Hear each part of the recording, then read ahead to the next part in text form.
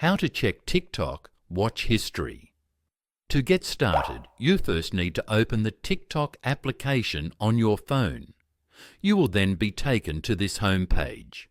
From this page, tap on the profile icon at the bottom right corner. Once you are on this page, tap on the three bars at the top right corner. Then select the Settings and Privacy option from the menu. Now, go to the Activity Center. After that, tap on the Watch History option. From here, you will find all the TikTok videos that you've watched over the time.